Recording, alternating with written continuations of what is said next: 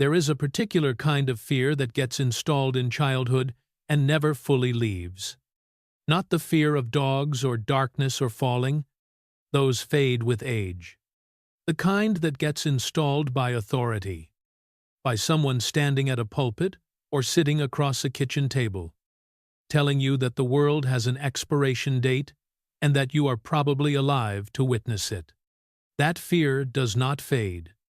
It calculates, it runs quietly in the background while you make decisions about careers and families and futures, whispering that none of it may matter anyway. Millions of people are carrying that fear right now. And the architecture underneath it, the scripture, the timeline, the countdown, rests almost entirely on one book, a book whose first sentence contains a deadline that expired 19 centuries ago. What we are about to do is not an attack on faith.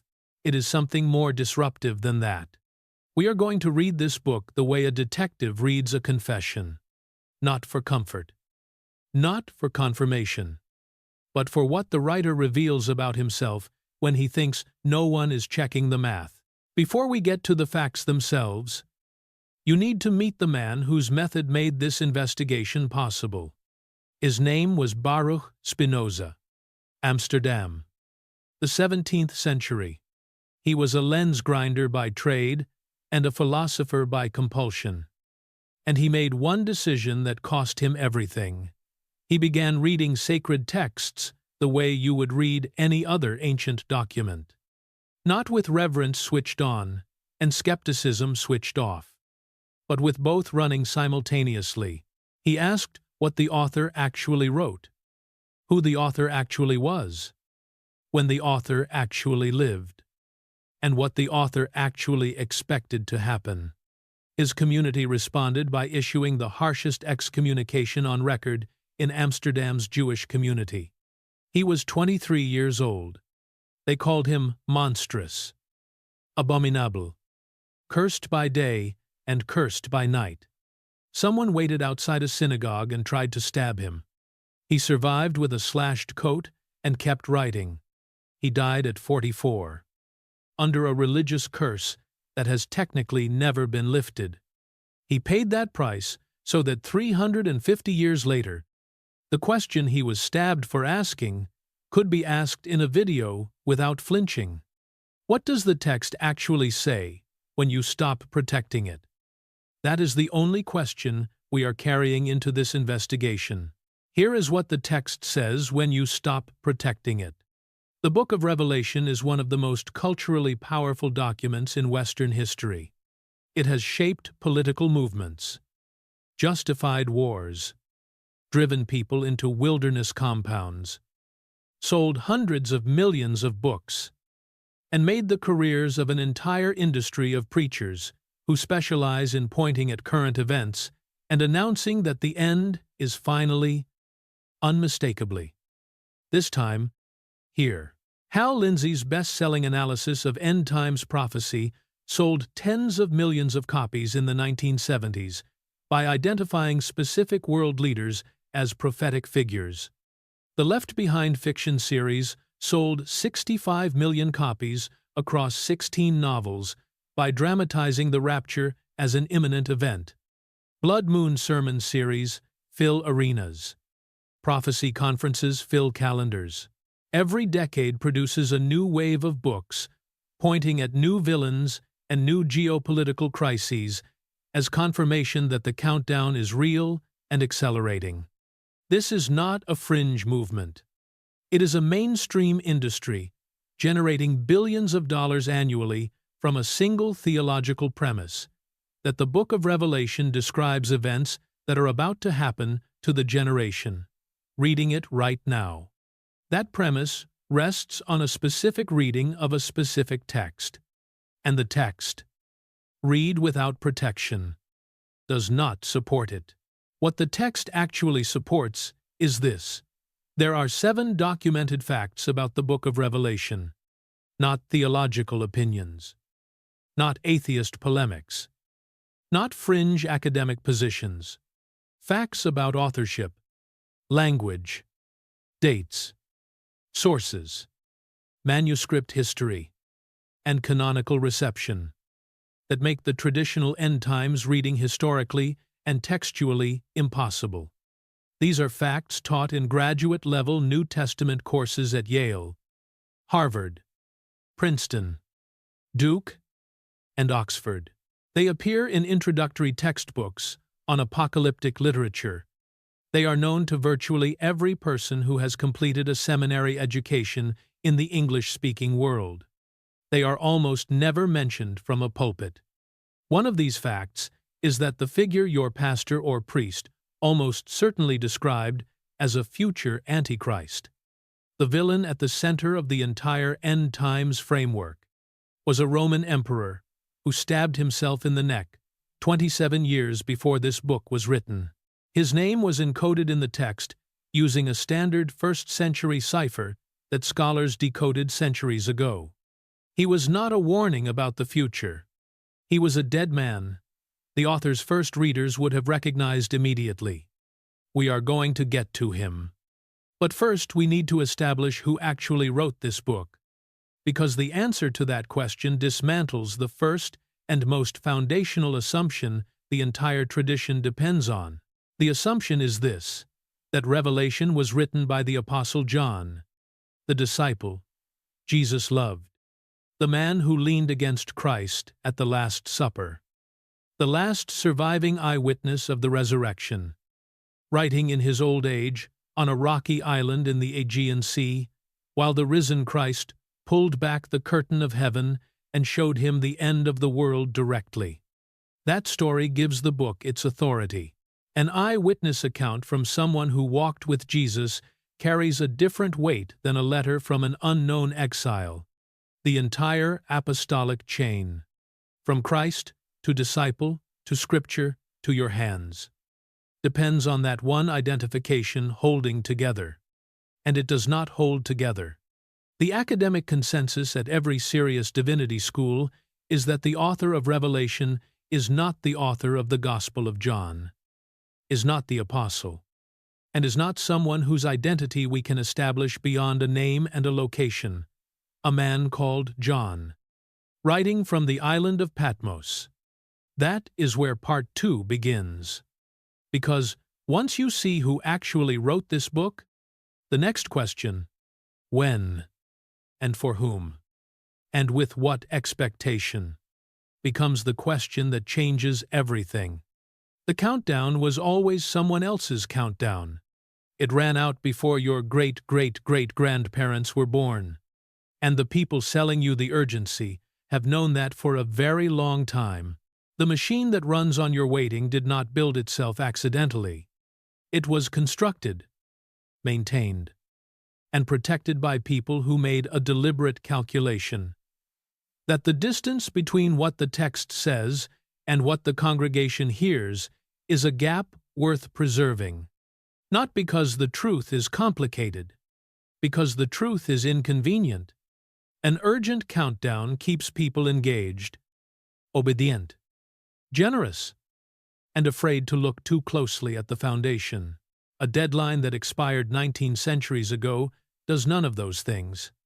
What we are doing here, together, is exactly what Spinoza did, alone in 17th century Amsterdam with a slashed coat and a community that cursed his name.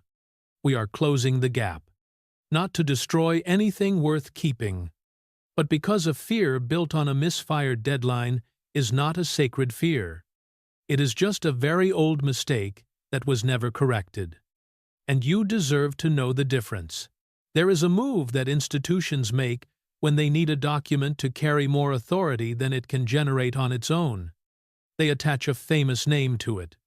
Not through forgery necessarily, sometimes through genuine confusion, sometimes through wishful tradition, sometimes through a slow accumulation of assumptions that hardens over generations into certainty. The name of the Apostle John was one of the most powerful names in early Christianity. He was the disciple Jesus loved. He was present at the Transfiguration, at Gethsemane, at the cross. He was. By the time Revelation began circulating, already a figure of enormous veneration, attaching his name to a letter written by an unknown exile on a rocky Aegean island, was not a calculated fraud. It was something more subtle and more durable, a tradition that filled a gap, answered a question nobody wanted to leave open, and then calcified into doctrine before anyone thought to check the text itself. When you check the text itself, the tradition does not survive the checking. The man who wrote Revelation was not the Apostle John. The book's own language, theology, internal logic, and the testimony of its own angel make this clear. What is remarkable is not that scholars discovered this. What is remarkable is how long the institution managed to ensure you never heard about it. Start with the language. Because the language is where the mismatch is most visible and most damning. The Gospel of John is written in fluid, elegant Greek. It thinks in Greek. The sentence structures are Greek. The idioms are Greek. The philosophical vocabulary, logos, light, truth, abiding, belongs to a writer whose mind operates naturally in the Greek tradition. Now, open Revelation. The Greek is rough, strained, grammatically irregular in ways that are not stylistic choices but interference patterns. Hebrew grammar keeps bleeding through into the sentence construction. Scholars of ancient languages describe the experience of moving from the Gospel to Revelation as reading two different cognitive fingerprints. The Gospel writer thinks in Greek and writes in Greek. The Revelation writer thinks in Hebrew or Aramaic and wrestles with Greek as a second language. Losing the match in places? This is not a minor stylistic difference. In the ancient world, language was identity. The way a writer's native tongue shapes their prose is not something a single author produces in two such radically different registers. The vocabulary is different. The rhythm is different. The theological obsessions are different. The Gospel of John centers on light, love, incarnation, the Word made flesh, dwelling among humanity. Revelation centers on wrath, judgment, blood, cosmic warfare, the annihilation of empires. These are not two moods of the same writer. These are two different writers, working in different linguistic registers, shaped by different intellectual traditions, preoccupied with different visions of the divine. Then there is the self-identification pattern, which is perhaps the strangest detail of all, once you notice it. The author of Revelation names himself John 4 separate times within the text. He introduces himself. He references himself. He identifies himself by name as the receiver of the visions. The author of the Gospel of John never names himself once, not once, across the entire Gospel. He refers to himself obliquely as the disciple Jesus loved, a designation that carries intimacy precisely because it does not need a name, because his community already knew exactly who was speaking. An apostle writing his own eyewitness testimony to communities that revered him did not need to introduce himself by name. A different man. Writing to communities that knew the apostle's reputation but did not personally know this particular John, would need to establish his identity from the opening lines. The texts behave like what they are, one written by someone whose name required no announcement, and one written by someone for whom the name was the only credential available, Eusebius of Caesarea.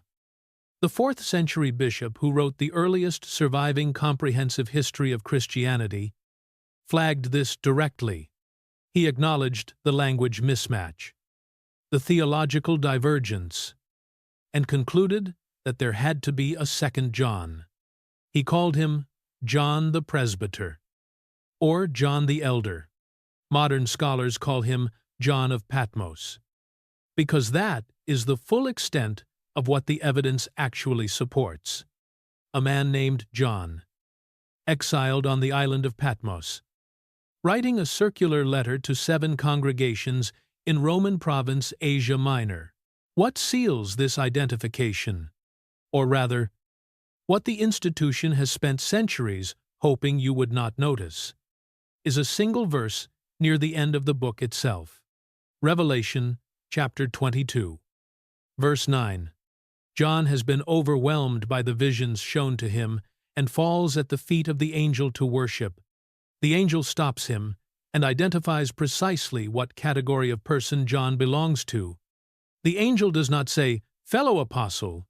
The angel does not say, "Fellow eyewitness of the risen Christ." The angel says, "I am a fellow servant with you and your brothers the prophets." Prophets. Within the text itself, in the mouth of the heavenly messenger delivering the visions. The author of Revelation is classified not as an apostle, but as a prophet. The apostolic authority that 19 centuries of end-times doctrine were built upon was stapled onto a text whose own internal logic refuses it. The book calls its content prophecy 5 times. It never once claims apostolic witness. It never once claims the author walked with Jesus, saw the resurrection, or belonged to the original 12. Those claims were made for it. By tradition, by institution, by the enormous pressure to give this difficult and disputed text a pedigree it could not generate from its own pages. If you were taught that an eyewitness to the resurrection wrote this book, you were taught something the book itself does not claim, and the evidence does not support. And if the author was not who they said, then the next question matters enormously, because the date of composition is where the entire timeline of end-times prophecy begins to collapse from the inside. This is the pattern Spinoza identified across multiple sacred traditions. Authority is not usually fabricated outright. It accumulates. One generation assumes a connection that seems plausible. The next generation inherits the assumption as established fact. The generation after that defends the established fact as sacred truth. By the time the tradition has calcified into doctrine, questioning it feels not like scholarship, but like sacrilege. The move from plausible assumption to protected doctrine happens quietly, over decades, lubricated by institutional interest and the very human desire for certainty. Nobody in the 4th century sat down and decided to lie about who wrote Revelation. They inherited a tradition that answered a question they needed answered. Who authorized this strange, violent, contested book? And they passed the answer forward without checking whether the book agreed with them. The book did not agree with them. The book's own angel disagreed with them. And the scholars your pastors trained under know this. Because Eusebius wrote it down in the 4th century, and every patristic scholar since has had access to the same text. The choice was made, generation after generation, to keep the tradition and bury the evidence. Understanding who wrote the book clears the ground for the more devastating question, the question of when, and for whom, and with what specific, datable, falsifiable expectation the author put down his pen. Because the author of Revelation did not write into an open-ended future, he wrote with a specific horizon in mind. He told his readers, repeatedly and in plain language, how long they had to wait. And that horizon, that specific and unambiguous promise, is the detail that every seminary course covers and every pulpit skips, because once you see it clearly, the entire architecture of the end-times industry becomes not a theological disagreement, but an arithmetic problem. The deadline is in the book. It was always in the book, and it has been expired for longer than the Roman Empire managed to survive after the book was written. Consider what happens when a contract contains a delivery date, not a vague aspiration, not a poetic gesture toward eventual fulfillment, but a specific, plain language commitment with a temporal marker attached. If that delivery date passes without fulfillment, the contract has not been reinterpreted. It has been breached. Courts do not accept the argument that soon in Clause 3 actually meant at some indeterminate point across the span of geological time. Language in legal documents means what it meant when it was written, assessed against the reasonable understanding of the parties who received it. This standard, the most basic standard applied to any written commitment in any culture that takes written commitments seriously, has never been applied to the Book of Revelation. Instead, a 2,000-year industry has been built on the systematic reinterpretation of one ordinary Greek word. That word is the word for soon. The author of Revelation used it 7 times. He opened the book with it. He closed the book with it. And the people your pastors trained under know exactly what it meant in the 1st century, because they teach Greek, and the word has not changed its meaning since the day it was written. What changed was the institution's relationship to the embarrassment of an unfulfilled promise. And embarrassment, it turns out, is a remarkably powerful engine for creative theology. Here is what the author actually wrote. In his own words, with no interpretation applied. Revelation, chapter 1, verse 1. The things that must soon take place. Revelation, chapter 1, verse 3. The time is near. Revelation, chapter 22, verse 6. The things that must soon take place. Verse 7. I am coming soon. Verse 10. Do not seal up the words of the prophecy of this book, for the time is near. Verse 12. I am coming soon. Verse 20. The very last promise in the entire New Testament. Surely, I am coming soon. 7 declarations. The book opens with urgency and closes with urgency, and fills the space between with the same insistence. This is not a distant event. This is an imminent one. And you, the person reading this letter right now, in your city, in your congregation, in your lifetime, are the audience for whom this arrival is intended. This is not subtle. It is not buried in symbolism. It is the explicit framing device of the entire document, placed at the beginning, so the reader knows how to interpret everything that follows, and placed at the end so the reader cannot forget what they were promised when they put the letter down. The author wanted his readers to understand, with absolute clarity, that what he was describing was about to happen to them, not to a generation 2,000 years in the future. To them, the comparison to the book of Daniel is where this becomes not just textually clear, but architecturally decisive. Daniel was written approximately 165 years before the Common Era, during a period of intense persecution of Jewish communities under Antiochus Epiphanes. It is an apocalyptic text. Visions, beasts, cosmic warfare, the vindication of the righteous. And it shares this basic genre with Revelation. The author of Revelation knew Daniel intimately. He borrowed from Daniel extensively, as we will examine in detail shortly. But here is the critical structural difference. At the end of Daniel, the prophet is told explicitly to seal up the vision, because the fulfillment is far away. The sealing is the signal. Distance from fulfillment means the vision gets locked away until the appointed time arrives. The instruction communicates temporal remoteness. Now read Revelation chapter 22. Versen. John is told the precise opposite. Do not seal up the words of the prophecy of this book, for the time is near.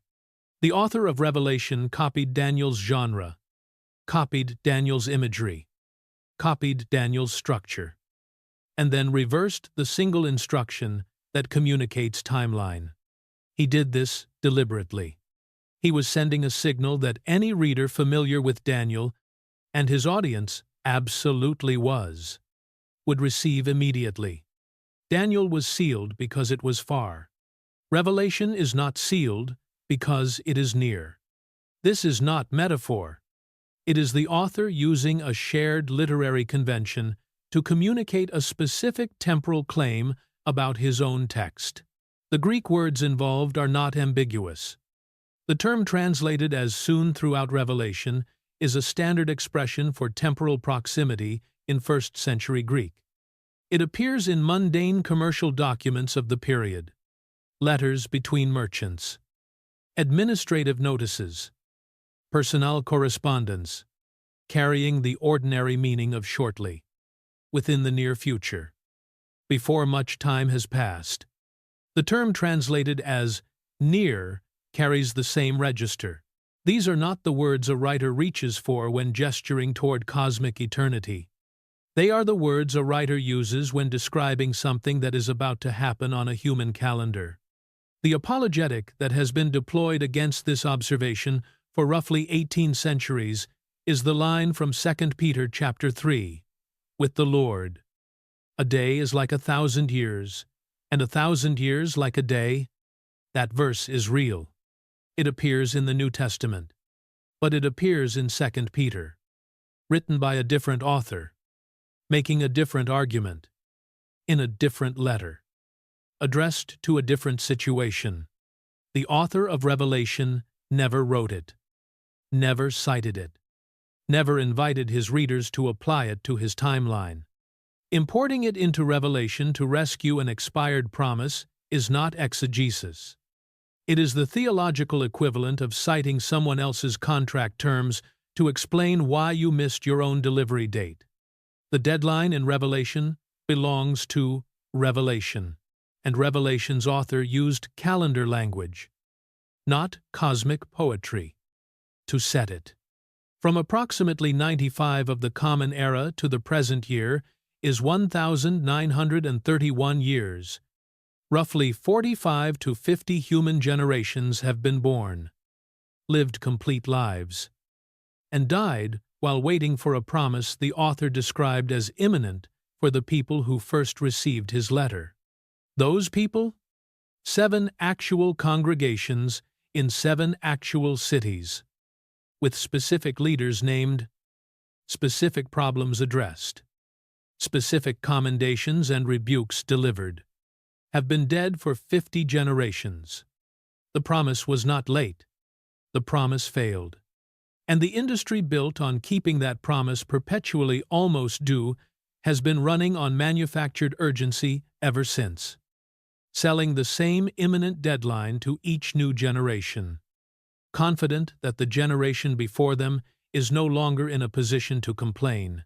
The psychological mechanism this exploits is worth naming directly, because it operates independently of any specific theological content. When an authority figure tells you that catastrophe is imminent, your threat response system activates. You become alert, focused, dependent on the authority figure for updates, and reluctant to make long-term investments in a future that may not arrive. This is not a side effect of end-times theology. It is the primary product. A congregation that believes the rapture is within the decade behaves differently from a congregation that believes history is open-ended. It gives differently, submits differently, questions differently, and most importantly, it checks the foundation differently.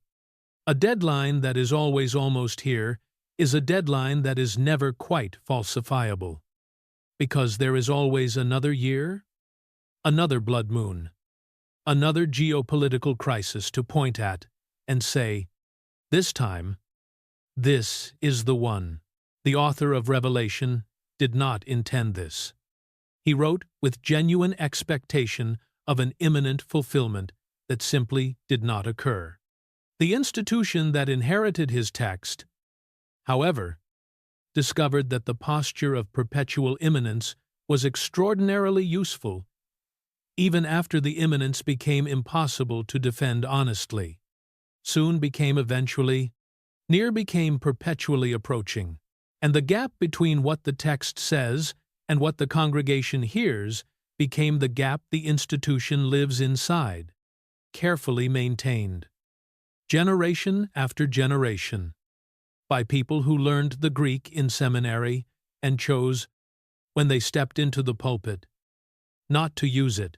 Think about what it would mean to discover that the villain at the center of a story everyone has been afraid of for 70 years was not a future threat, but a historical footnote, not a coming world leader, not a rising technocrat, not a charismatic European politician waiting in the wings of geopolitical history, but a specific man who lived, ruled, committed documented atrocities, and died, by his own hand, in a moment of panicked self-preservation, nearly 2,000 years ago.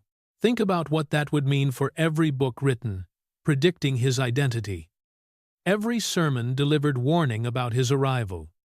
Every sleepless night generated by his supposed imminence.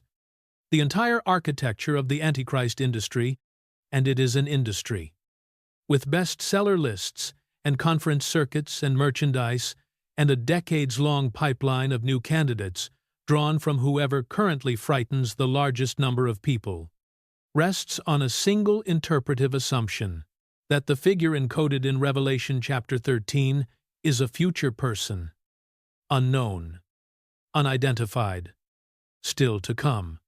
That assumption is not supported by the text. The text tells you exactly who this figure is, gives you the arithmetic to confirm it, and then tells you that anyone with understanding should be able to calculate the answer. The calculation was solved centuries ago. The answer is a dead Roman emperor. His name was Nero. And the only reason you were not told is that a solved mystery cannot be sold as an ongoing one. The specific verse is Revelation chapter 13, verse 18. It reads, "This calls for wisdom.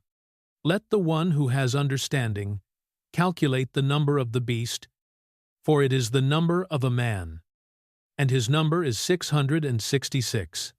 Three details in this verse are doing enormous work that modern end-times preaching consistently ignores. First, calculate. This is not an instruction to speculate, to watch current events, to look for patterns in modern technology or global governance. It is an instruction to perform arithmetic. The author is telling his readers that a mathematical operation will yield the answer, and that readers with the relevant knowledge can perform that operation right now, with the information available to them in the 1st century. Second, the number of a man. Singular, specific, a particular human being, not a symbolic abstraction, not a spirit, not a system. One man whose name, when processed through the standard encoding method of the period, produces this specific number. Third, the instruction is addressed to the original readers. The author is not speaking to a generation 2,000 years in the future. He is speaking to the congregations in Ephesus, Smyrna, Pergamum, Thyatira, Sardis, Philadelphia, and Laodicea, people living under Roman imperial rule in the final decade of the 1st century, people for whom the identity of this man was a matter of immediate, visceral, political relevance. The encoding method the author used was neither exotic nor obscure in his cultural context. In the ancient Mediterranean world, both Hebrew and Greek alphabets doubled as numerical systems. Every letter carried a fixed numerical value. Adding the letter values of a name produced the number of that name. In Hebrew, this practice is called gematria. In Greek, it is called isopsophy. It was the standard cryptographic tool of the period for communicating politically dangerous information through territory controlled by hostile authorities. If you needed to identify an emperor in a document that Roman soldiers might intercept and read, you did not write his name. You wrote his number. Readers with understanding. Readers who knew the cipher, who were part of the community the letter was addressed to, performed the arithmetic, and arrived at the name. This is not a modern scholarly invention. Ancient readers used this method routinely. The author of Revelation was using it routinely. He was not hiding the identity of a future figure from his readers. He was hiding the identity of a present figure from Rome. Now apply the cipher. Take the name Nero Caesar. Transliterate it into Hebrew characters, which is the form in which first-century Greek-speaking Jewish Christians, which is precisely what the author and his audience were, would have rendered a Latin imperial name. The Hebrew transliteration is Nuren Q Sar. Assign the standard gematria values to each letter. Nun equals 50. Resh equals 200. Wa equals 6. Nun equals 50. Kof equals 100. Samek equals 60. Resh equals 200. Add them together. The total is 666. Exactly. Not approximately. Not with adjustment. Not through interpretive flexibility. The arithmetic lands precisely on the number the author wrote, using the encoding method the author's audience used. Producing the name of the man the author's audience had every reason to fear, and no safe way to name openly. Nero Caesar was not a random selection from a list of bad emperors. He was the specific, documented, historically verified architect of the first imperial persecution of Christians. He personally authorized the targeting of the Christian community in Rome, following the Great Fire of 64 of the Common Era, using them as scapegoats for a disaster he may himself have caused.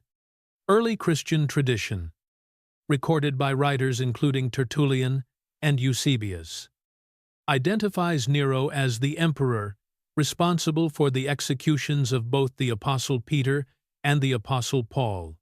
The Roman historian Tacitus, writing with no Christian sympathy whatsoever, documents that Nero had Christians covered in animal skins and torn apart by dogs, crucified, and set on fire to serve as human torches, illuminating his garden parties at night.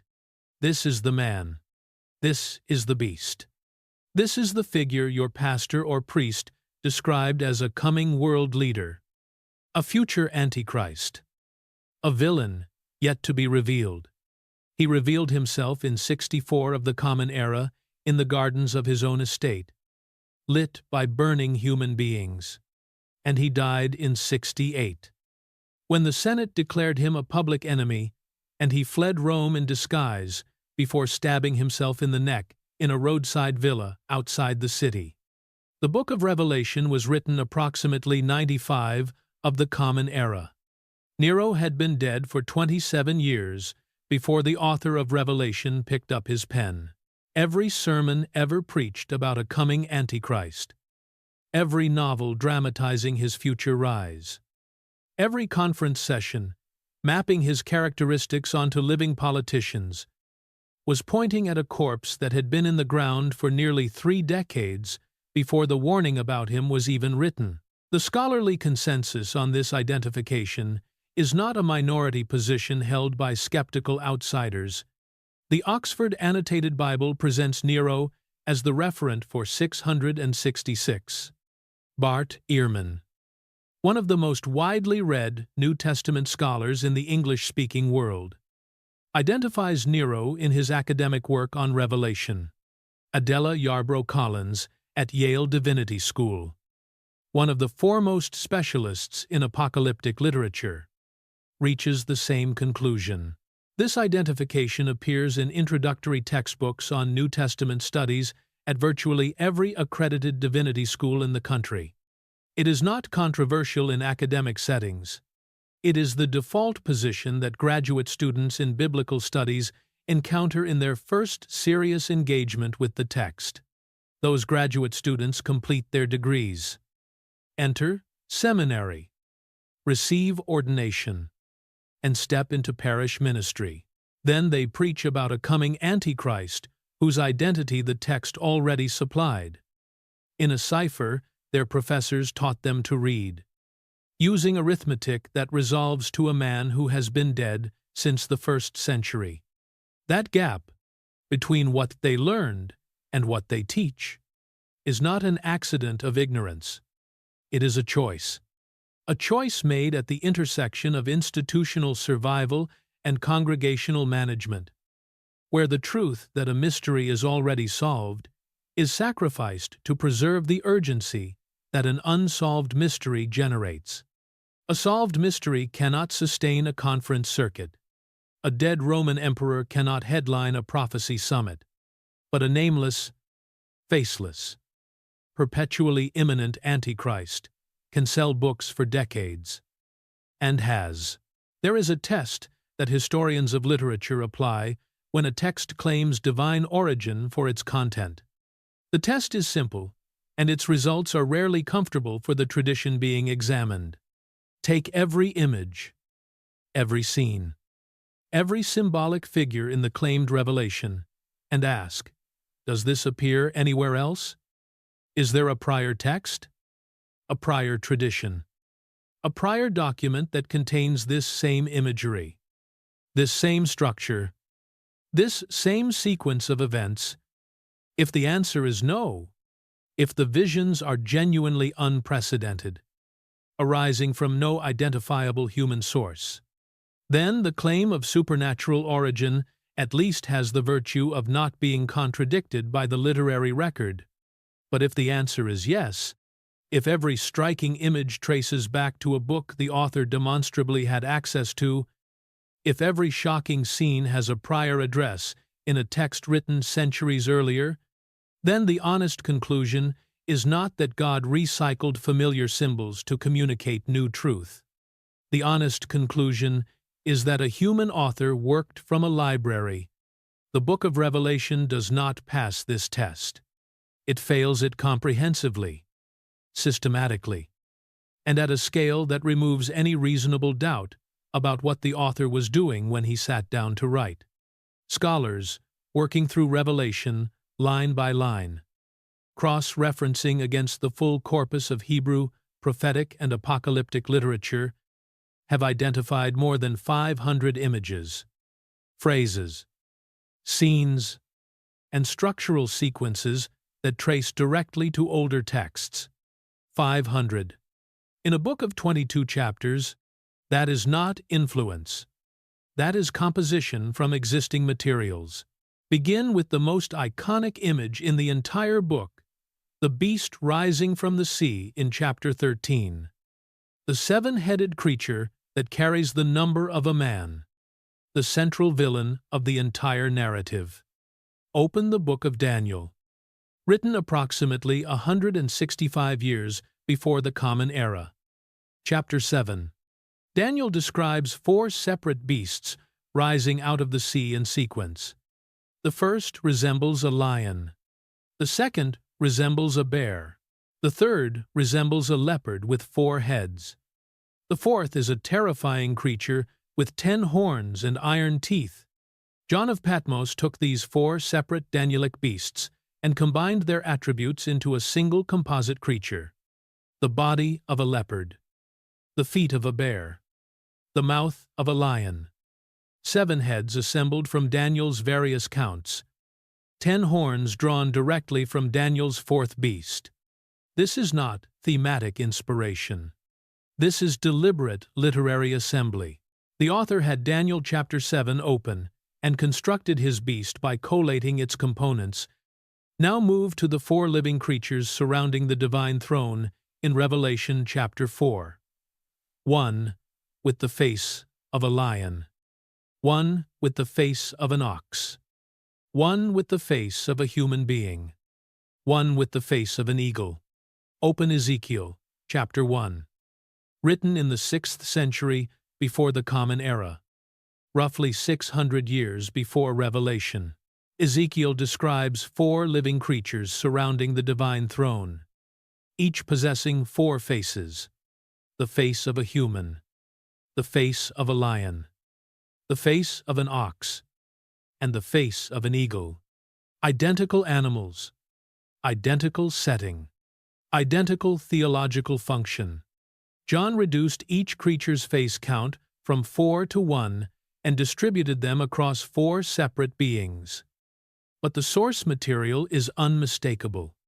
Ezekiel arrived at this throne room 6 centuries before John described it, and John's version is a deliberate rearrangement of Ezekiel's furniture. The tracings continue with the same consistency across every major scene in the book. The mark placed on the foreheads of the righteous in Revelation chapter 7. The seal that identifies and protects the faithful before judgment falls traces directly to Ezekiel chapter 9. In Ezekiel, a man clothed in linen walks through Jerusalem, placing a mark on the foreheads of those who grieve over the city's sins, distinguishing them from those who will be destroyed when divine judgment arrives. Same action, same body part, same protective function, same prejudgment timing. Ezekiel wrote this 600 years before Revelation. The 4 horsemen of Revelation chapter 6. Riders on horses of different colors going out to bring warfare, famine, pestilence, and death upon the earth, find their direct antecedents in Zechariah chapter 1 and chapter 6, where horses of different colors patrol the earth on divine assignment, and where 4 chariots of different colors go out in judgment to the 4 corners of the world. The structural parallel is not loose thematic similarity. It is the same narrative device, the same color coding, the same cosmic scope, transposed from Zechariah's imagery into Revelation's framework. And the fall of Babylon in Revelation chapter 18, the great city personified as a prostitute, mourned by merchants and kings who grew wealthy from her trade, destroyed suddenly and completely in the space of a single hour, is drawn with remarkable directness from Jeremiah chapters 50 and 51, where the historical city of Babylon is personified in nearly identical terms, mourned by nearly identical figures, destroyed with nearly identical suddenness and finality. Several passages in Revelation 18 echo the cadence and specific content of Jeremiah 50 and 51 so closely that the relationship is not influence but quotation without attribution. Spinoza identified this pattern, the trail of borrowed images, as the most reliable diagnostic for distinguishing genuine prophetic experience from literary composition dressed in prophetic clothing. His argument was not that the authors of these texts were dishonest in a crude sense. Many of them likely believed in the validity of their visions. His argument was structural. When a claimed vision contains nothing that is not already present in texts the claimant had read. The parsimonious explanation is not supernatural transmission of familiar imagery, but natural composition from familiar sources. The author of Revelation was steeped in Hebrew prophetic literature.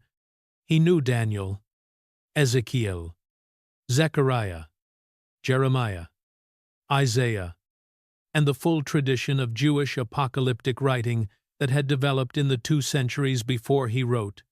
His visions did not arrive from outside that tradition. They were assembled from inside it, using the conventions, the imagery, the symbolic vocabulary, and the narrative structures that the tradition had already established. The apologetic response, that God deliberately reused recognizable symbols to communicate with an audience already familiar with those symbols, is not without internal logic. But notice precisely what it concedes. It concedes that the author had Daniel open. It concedes that every image a reader found arresting had a prior location in a text written by a human being centuries earlier.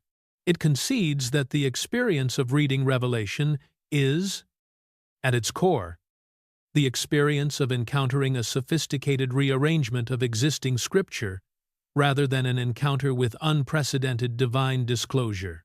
There is a sociological dimension to this that extends well beyond the first century and speaks directly to why borrowed apocalyptic imagery remains so durable across so many generations and cultural contexts. The images work because they are not arbitrary. The beast from the sea, the mark on the forehead, the great city falling, the riders bringing catastrophe. These map onto recurring human experiences of empire, persecution, economic exploitation, and violent collapse. They were powerful in Ezekiel's 6th century because his audience was experiencing Babylonian conquest. They were powerful in Daniel's 2nd century because his audience was experiencing Seleucid persecution. They were powerful in John of Patmos's 1st century because his audience was experiencing Roman imperial domination, and they remain powerful today because every generation lives inside some version of the same structural experience. Concentrated power, ordinary people crushed beneath it, and the desperate need to believe that the crushing will not be permanent. The images are not prophetic because they predict the future. They are durable because they accurately describe the present of every generation that has ever lived under conditions of political oppression. A library of images that map reliably onto recurring human suffering will always feel relevant, because the suffering is always recurring. That is not prophecy. That is pattern recognition preserved in literary form. And the author of Revelation, working from his library on the island of Patmos, assembled those patterns with genuine skill. What he did not do was see them for the first time. Here is a question that almost never gets asked from a pulpit, despite being one of the most historically significant questions in the entire story of Christianity. If the book of Revelation is the inspired word of God, containing divine prophecy of universal importance for all believers across all ages, why did the communities closest to it in time, geography, language, and culture spend centuries arguing about whether it belonged in the Bible at all? These were not communities operating in ignorance of the text. They were reading it in its original Greek. They were separated from the author by only a few generations. Some of them were located in the same region as the 7 churches the letter was addressed to. They had contextual advantages that no modern reader possesses. And their verdict was not enthusiasm. Their verdict was sustained, documented, institutionally serious doubt. The reception history of Revelation, meaning the actual historical record of how early Christian communities responded to this book over the first several centuries of its circulation, is one of the most thoroughly documented and least publicly discussed bodies of evidence in the entire field of patristic scholarship. It is covered in every serious textbook on the history of the biblical canon. It is taught in seminaries. It almost never makes it into sermons, because what it reveals is that the book your pastor built his End Times series on was very nearly voted out of the Bible by the people who were in the best possible position to evaluate it. Start with the number, because the number is where the instability becomes impossible to ignore. You have heard 666 your entire life. It is one of the most culturally recognizable figures in Western history. Horror films, heavy metal albums, social panics about barcodes and credit cards and vaccines and microchips, decades of sermons about the mark of the beast. The number feels absolute, specific, divinely fixed. Now, consider what the oldest surviving substantial manuscript of Revelation actually contains. Papyrus 115. A 3rd-century Greek fragment discovered at Oxyrhynchus in Egypt. predating the manuscript traditions from which most modern Bible translations are assembled, reads 616, in chapter 13, verse 18, not 666, 616, a different number, in the same verse. In the oldest manuscript we have, Codex Ephraemi Rescriptus, a 5th century manuscript, also reads 616. Irenaeus of Lyon, one of the most consequential theologians of the 2nd century, writing approximately 180 of the Common Era, acknowledged in his own writings that he knew of manuscripts carrying the number 616. He rejected them and argued for 666. But his acknowledgement establishes something critical within living memory of the original author. Christian communities were copying 2 different numbers for the same beast. Now, apply the book's own standard to this situation. Revelation chapter 22. Verse 18 contains an explicit curse against anyone who adds to or subtracts from the words of the prophecy. The most famous number in the book was being altered before the first generation of its readers had finished dying. By the book's own internal logic, either the scribes who copied 616 were losing their share in the tree of life, or the scribes who copied 666 were, or neither version was divinely protected, which is what copying chaos among human beings, passing around human documents, has always looked like throughout recorded history. The instability of the number was not the only reason early Christian communities approached this book with caution. The canonical history, the documented record of which communities accepted Revelation as Scripture, which rejected it, and across what timeline, tells a story that is almost perfectly inverted from what most Christians have been led to believe. Eusebius of Caesarea, writing his comprehensive history of Christianity around 325 of the Common Era, performed a remarkable act of institutional honesty that has been largely buried by subsequent tradition. He categorized Christian writings of his period into accepted texts, disputed texts, and spurious texts. Revelation appears in 2 of those categories simultaneously. He lists it among the accepted texts with a notation of uncertainty, and he lists it among the spurious texts with a notation of widespread rejection in the churches he was aware of. A bishop cataloging the canon of Scripture could not decide whether the book he was cataloging belonged in that canon, so he placed it in both columns and moved forward. This is not the reception history of a universally embraced divine revelation. This is the reception history of a deeply contested document that the institution could not resolve cleanly even 3 centuries after it was written. The Synod of Laodicea, a regional church council held in 363 of the Common Era, produced one of the earliest authoritative lists of New Testament scripture. Their list contained 26 books. The New Testament your Bible contains has 27. The book they omitted was Revelation. Cyril of Jerusalem, one of the most influential bishops of the 4th century, published a canonical list for his congregation around 350 of the Common Era. Revelation is absent. His catechumens, people being formally prepared for baptism and full membership in the Christian community, were taught a New Testament that did not include the book your pastor uses to anchor his entire eschatological framework, the Peshitta, the ancient Bible of the Syriac-speaking church and one of the oldest continuous Christian scriptural traditions on earth, contained 22 books in its New Testament for centuries. Revelation was not among them.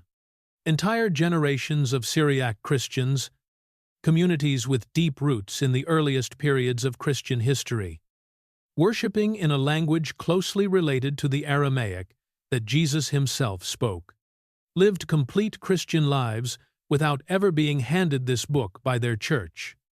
because their church had made a deliberate institutional decision not to hand it to them. The Eastern Orthodox churches, representing the Greek-speaking half of Christianity, and therefore the communities linguistically closest to the original text, did not formally accept revelation into their canon until the Third Council of Constantinople in 680 of the Common Era. That is 585 years after the book was written. And even that formal acceptance did not translate into liturgical use. To this day, Revelation is the only book of the entire New Testament that is never read aloud during Orthodox worship services. It exists in the Orthodox canon, but remains permanently quarantined from the Orthodox liturgy. A formal acceptance that functions, in practice, as a sustained institutional expression of unresolved discomfort. Martin Luther, whose theological project gave rise to the Protestant tradition from which most modern end-times theology descends, wrote in the preface to his German New Testament in 1522 that Christ is neither taught nor recognized in Revelation, that his spirit could not accommodate itself to the book, and that he did not consider it either prophetic or apostolic. He moved it to the back of his New Testament alongside Hebrews, James, and Jude.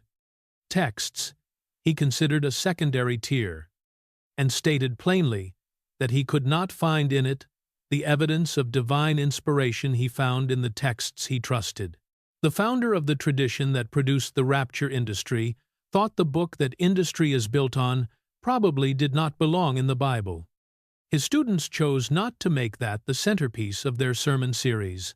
What this accumulation of evidence produces, when you lay it out in sequence, is not an argument against Christianity or against the value of apocalyptic literature as a window into first-century experience.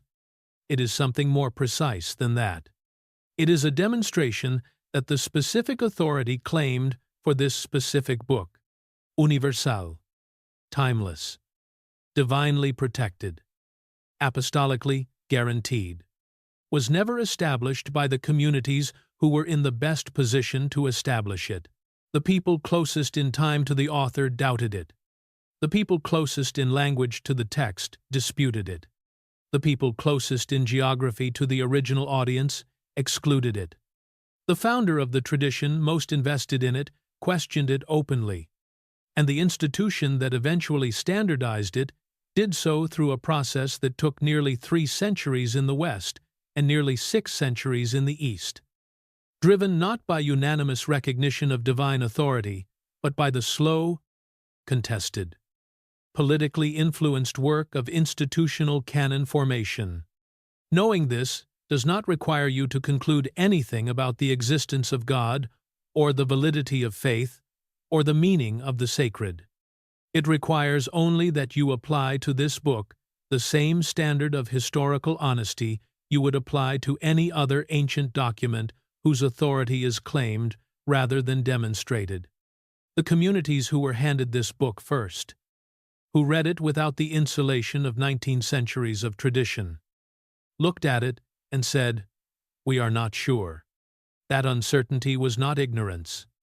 That was the honest response of people close enough to see the seams, pull everything together for a moment, and look at what we actually have. A book written by an unknown exile named John, not the apostle, not an eyewitness to the resurrection, but a prophet writing from a rock in the Aegean Sea to 7 specific congregations in 7 specific Roman province cities. A book whose central villain was a dead Roman emperor encoded in a standard first-century cipher that any reader with basic knowledge of gematria could decode immediately. A book whose visions trace to more than 500 borrowed images drawn from a library of existing Hebrew scripture, assembled with genuine skill, but not received from an unprecedented supernatural source. A book whose most famous number was unstable within living memory of its author, copied differently by different communities before the first generation of readers had finished dying. A book that was excluded from canonical lists, omitted from liturgical practice, rejected by regional councils, absent from entire ancient Christian traditions, and questioned openly by the founder of the Protestant movement, and a book whose central promise, the promise that anchors every other claim, the promise the entire document is organized around, the promise that appears 7 times from the first sentence to the last, was a specific, plain language, calendar time commitment that the author's own first-century audience waited for and never received. This is not a collection of fringe objections assembled by hostile outsiders. This is the documented record of the text itself. Read honestly, against the background of its own history.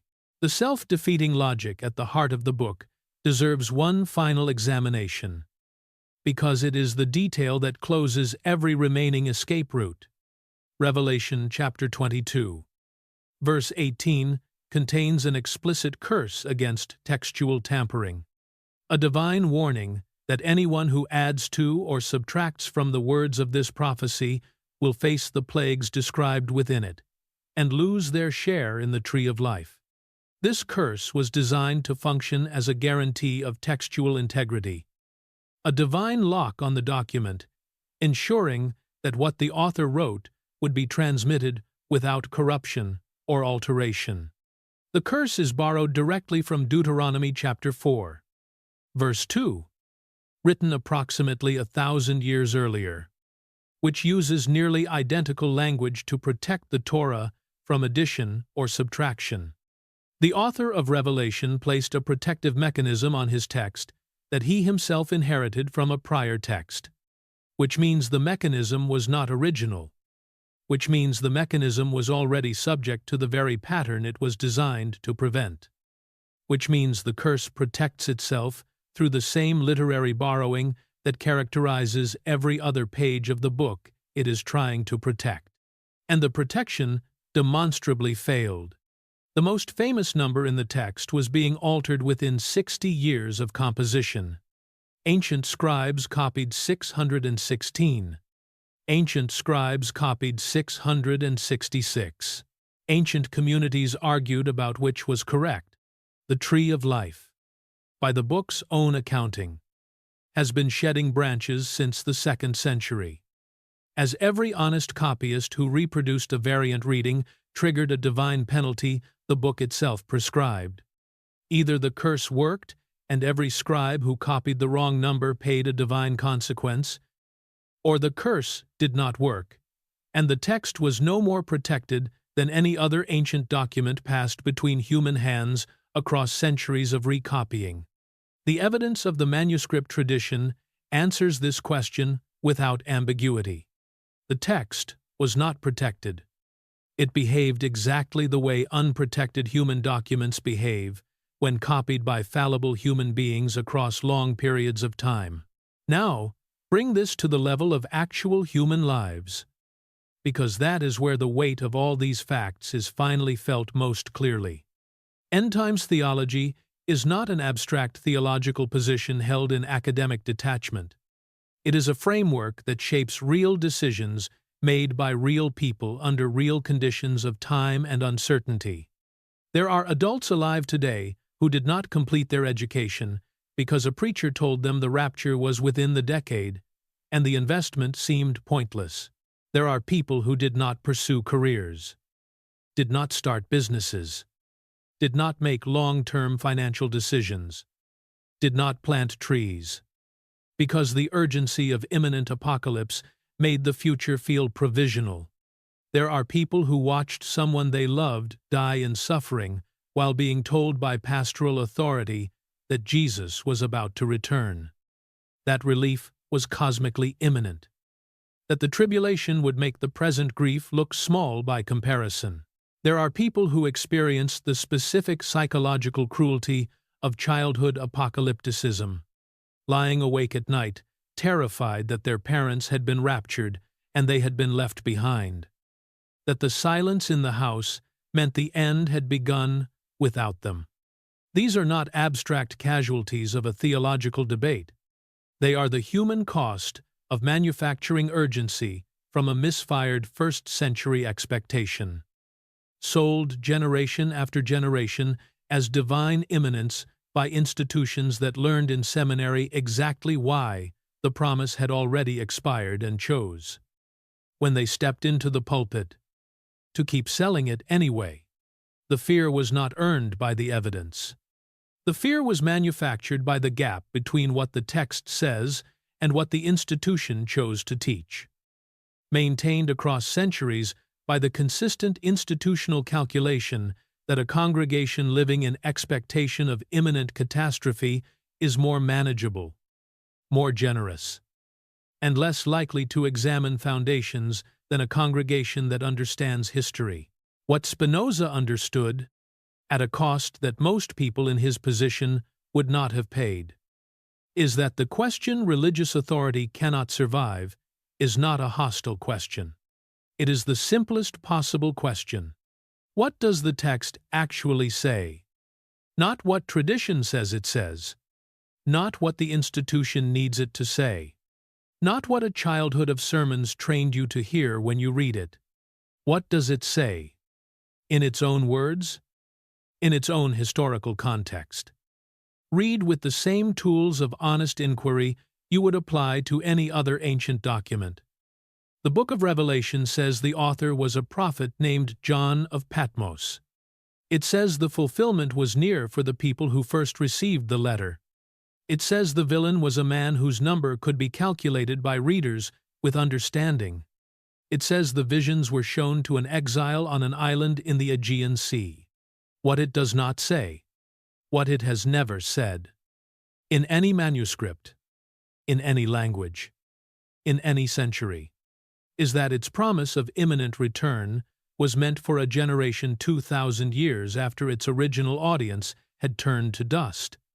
The countdown was always someone else's countdown. It belonged to 7 congregations in 7 cities that are now ruins and rubble and tourist destinations in a country that was never reconquered by the religion that produced them. You inherited someone else's urgency. You were handed someone else's unresolved expectation and told it was a live wire with your name on it. It was not. It has not been for 19 centuries. And the time that was taken from you by that urgency, the decisions deferred, the futures left unbuilt, the present moments spent scanning the sky for signs, is time the text never actually claimed. You were handed a clock that was never running. The ticking you heard was institutional. The silence underneath it was always yours. You are allowed to build something in it. This is what Spinoza died under a curse for establishing, that honest reading is not an act of destruction. It is an act of reclamation. When you remove a false urgency from your life, you do not lose meaning. You recover time. You recover the capacity to invest in a future that is real, rather than deferring to an apocalypse that was always someone else's expectation misapplied to your calendar. The communities the author actually wrote to, the real people in Ephesus and Smyrna and Pergamum and Laodicea, were facing genuine suffering. Roman imperial persecution was not a metaphor. The fear that ran through those congregations was earned by their actual circumstances. The author wrote to meet that real fear with real solidarity, using the symbolic vocabulary of his tradition to say, "This empire is not permanent. Its cruelty will not go unanswered. Hold on." That pastoral impulse was human, and it was generous. What it was not, and what it was never designed to be, was a perpetual countdown engine for every subsequent generation across 2,000 years of history. The machine that turned it into one was built by institutions with interests to protect, not by an exile on Patmos, writing a letter of solidarity to frightened congregations in Roman-occupied cities. You now know the difference. Knowing the difference is not the end of anything worth keeping. It is the beginning of building something in the time you just got back.